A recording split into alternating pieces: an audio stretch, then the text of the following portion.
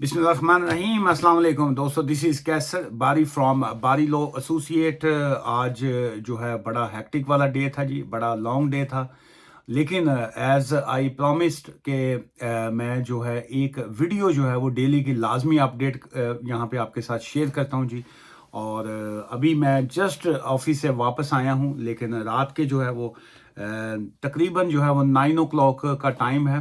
लेकिन बिफोर के मैं अपने कपड़े चेंज करता, नाइट सूट पहनता, तो मैंने सोचा कि मैं जल्दी से जो है वो आज की जो अपडेट है वो मैं आपके साथ इमिग्रेशन की शेयर करता जाऊं।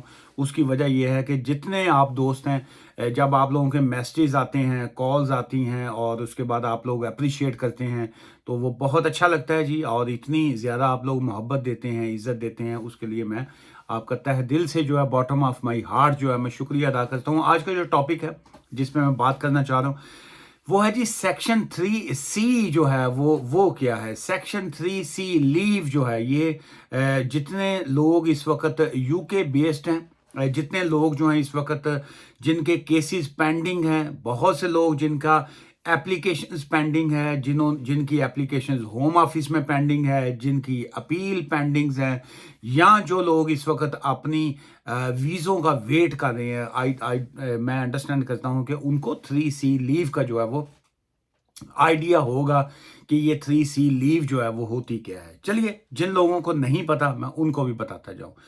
इसको अगर हम सिंपल अल्फाज में कहें तो इसको कहा जाता है चेन, जिसको कहेंगे जंजीर, जिसको कहेंगे ना कि आपका ये एक हाथ है, आपका ये एक हाथ है, आपने यूं जब इसको जोड़ा तो ये इसको सादा जबान में ये कहेंगे ये आपकी 3C लीव जो है ये कंटिन्यू हो गई। क्या मैं यूके में मुकम्मल रहने के लिए, यहाँ पे परमानेंट रहने के लिए मुझे 5 साल का जो टाइम चाहिए, या जो मुझे 10 साल के अगर मैं रूट पे हूँ, 10 years रूट के ऊपर हूँ, तो जो मेरा 2.5 साल का वीज़ा जो चल रहा है, क्या वो कंटिन्यू जो होगा तो तब मुझे ILR मिलेगा या सिटीजनशिप जो है वो मिलेगी।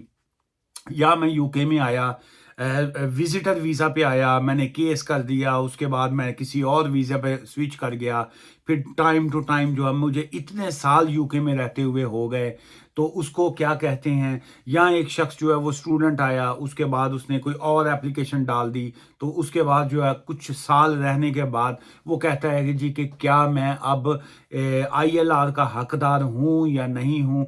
ये सारी चीज़ें जो है ये कहाँ पे जाके कनेक्ट होती हैं। इनकी जो जोड़ने वाली चीज़ है वो क्या होती है, इनकी जो जोड़ने वाली चीज़ है जो इस सब को बांध के रखती है यूं करके, जो है कंटिन्यू, जिसको पीरियड कहा जाता है, that's called a 3C leave जो है ये।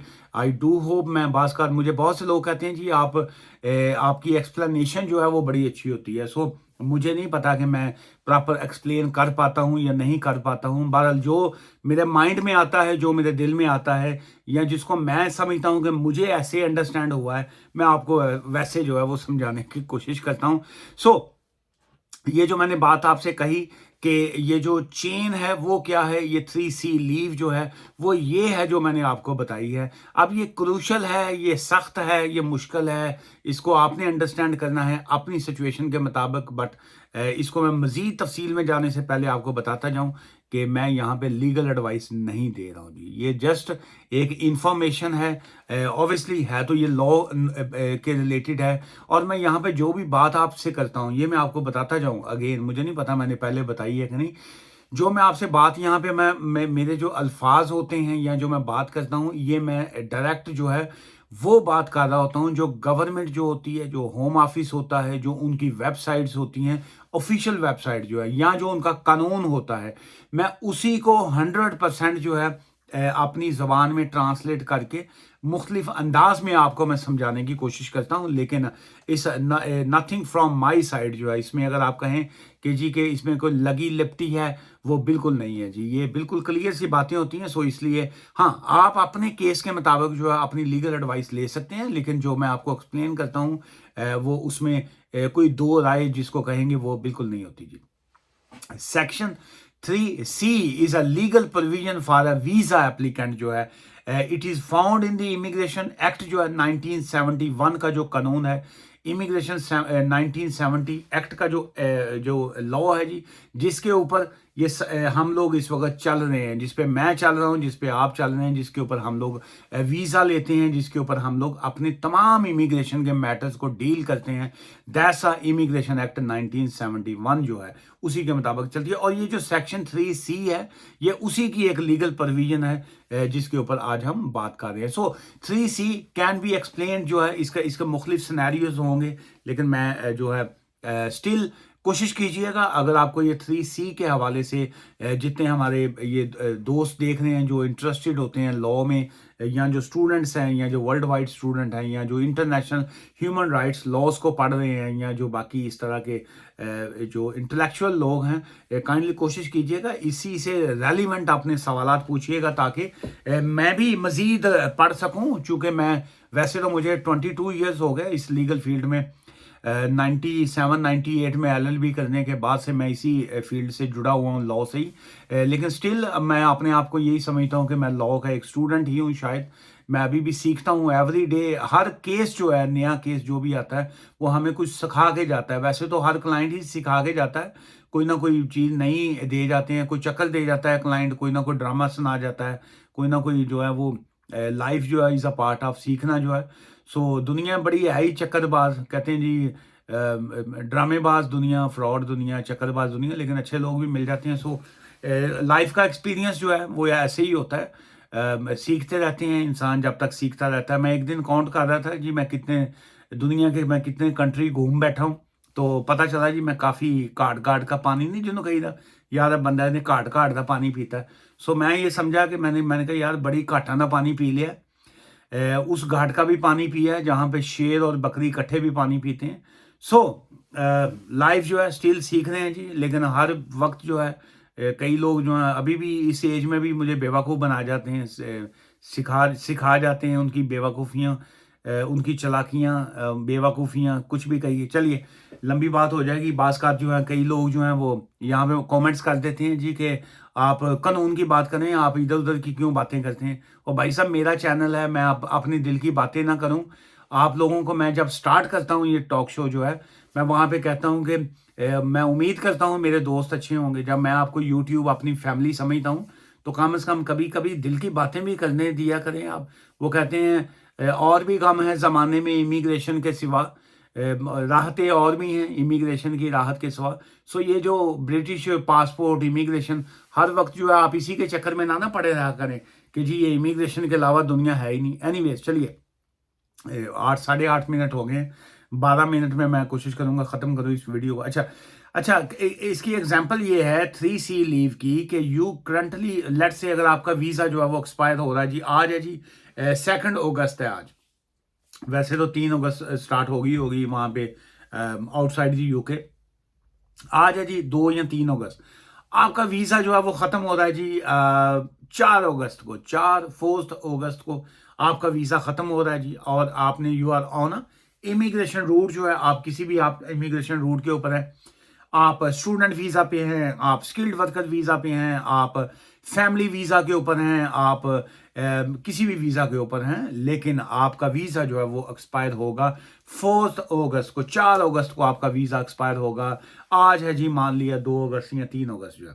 सो आपने उसकी वीज़ा एक्सटेंशन की एक एप्लीकेशन डाल दी, आपने फी वेवर की एप्लीकेशन डाल दी, आपने ह्यूमन राइट्स की एप्लीकेशन डाल दी, आपने जो है आपने वीज़ा एक्सटेंशन की एप्लीकेशन डाल दी, आपने PSW डाल दिया, जो भी आपने एप्लीकेशन डाली। अब आपकी एप्लीकेशन जो है वो पेंडिंग है। आपका एक्चुअल वीज़ा था, फॉर एग्जांपल आपका वीज़ा था जी किसका कहेंगे वीज़ा, आपका वीज़ा था स्टूडेंट का वीज़ा था। मान लिया आपका स्टूडेंट का वीज़ा था, आपका स्टूडेंट का वीज़ा था। आपने उसके अंदर जो है वीज़ा एक्सपायरी से पहले, before the visa expiry, visa expire था जी आपका 4 अगस्त को। आपने 3 अगस्त को, 3rd of अगस्त को आपने एक एप्लीकेशन डाल दी, that's called fee waiver application, या आपने डाल दी स्किल्ड वर्कर वीज़ा, या आपने ह्यूमन राइट जो भी डाल दी, वट एवर। 4 अगस्त से आपने पहले एक एप्लीकेशन डाल दी, 3 अगस्त को। अब आपकी एप्लीकेशन जो है वो स्टिल आपका फैसला, आपका वीज़ा एक्सपायर हो गया 4 अगस्त को। 3rd of अगस्त को आपने एप्लीकेशन डाल दी। अब आपका वीज़ा तो ख़त्म हो गया, एक्सपायर हो गया 4 को। आपकी जो 3 वाली एप्लीकेशन थी वो कंटिन्यू चल रही है, उसका फैसला आएगा आके नेक्स्ट ईयर जनवरी में आपका उसका फैसला आया केस का, एक्सेप्ट हो गई या रिजेक्ट हो गई। क्या आपका जनवरी में जो फैसला आया केस का, क्या वो जो जनवरी में फैसला आएगा फ्यूचर में आपका आएगा? आपका वीज़ा तो एक्सपायर हो गया हुआ था 4 अगस्त को, तो क्या ये जो उस डेट तक आप लीगल हैं, आप इलीगल हैं, आप ओवरस्टे हैं, क्या है? Not at all. आप जब तक आपकी वो एप्लीकेशन पेंडिंग है, जब तक उस एप्लीकेशन का फैसला नहीं आता, that's called a 3C leave जो है अकॉर्डिंग टू इमिग्रेशन जो एक्ट है 1971, उसके मुताबिक आपकी पहले से एप्लीकेशन अगर पेंडिंग थी, that's mean you are not overstayer, आप ओवरस्टेयर नहीं हैं, आप लीगल हैं इस कंट्री में। आपका एप्लीकेशन पेंडिंग है, that's mean you have not breach any immigration rules, you have not done any wrong thing, your application is pending, so that's mean आपका जो पहले का वीज़ा था वो टेक्निकली तौर पे कंटिन्यू कंसीडर किया जाएगा। अगर आपके पास परमिशन टू वर्क थी, वो कंसीडर करेंगे कि you are still on permission to work. अगर वो आपके पास 20 घंटे काम की इजाज़त है या आपके पास 10 आवर्स काम की इजाज़त थी, तो दैट्स मीन कि वो कंटिन्यू काउंट होगी। अगर आपके पास ड्राइविंग लाइसेंस था, अगर आपके पास बैंक अकाउंट है, तो वो उसको ना कैंसिल कर सकते हैं ना रिवोक कर सकते हैं, अनटिल अनलेस जो है आपके उस केस का नए का फैसला नहीं सुनाया जाता। ये है जी 3C लीव की एक बेसिक सी इंफॉर्मेशन। बड़ी लंबी इंफॉर्मेशन है फर्दर जो है, लेकिन जो है वो मैं बात निकलेगी तो बात निकलेगी तेरी जवानी तक, तो बात निकलेगी तो निकलेगी बड़ी दूर तक। लोग बेबस उदासी का सबब पूछेंगे, ये भी पूछेंगे कि तुम इतने तन्हा क्यों हो, और बातों बातों में वो मेरा जिक्र भी ले आएंगे। उनकी बातों का जरा भी ध्यान मत देना, वरना चेहरे के तासुर से समझ जाएंगे बात निकली तो बड़ी दूर तलक जाएगी। तो ये जो बात मैं निकालूंगा तो बड़ी दूर तलक जाएगी कि ये 3C लीव है क्या, और इसमें आप क्या हैं, और आपका इमिग्रेशन स्टेटस क्या है। सो रहने दीजिए, आज की बातें यहीं पे रहने देते हैं।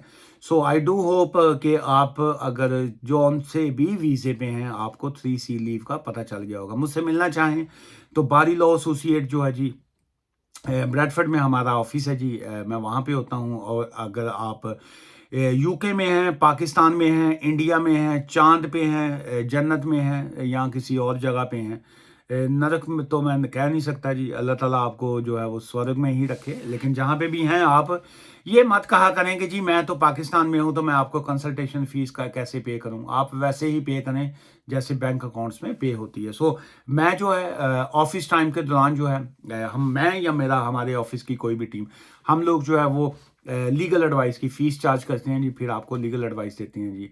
और दुआ में याद रखिएगा, और ज़िंदगी रही, सेहत रही, तो फिर मैं कल फिर दोबारा आपसे जो है वो फ़ोन कॉल्स भी लूँगा, और जो है वो आपको एडवाइस भी देता रहूँगा। और साथ साथ जो है कल फिर जो है नए टॉपिक के साथ नई बात होगी। कल नई कॉम्प्लें फूटेंगी, कल नए फूल मुस्काएंगे, और नई फर्श के नए घास पर नए पाँव बिखराएंगे। ठीक है जी। वो मेरे बीच नहीं आए, मैं उनके बीच में क्यों आऊं? उनकी सुबहों और उनकी शामों का मैं एक भी लम्हा क्यों पाऊं? बड़ी लंबी सी गज़ल है, फिर किसी दिन फिर किसी नए टॉक शो में सुनाऊंगा जी। Take care, bye for now, thank you.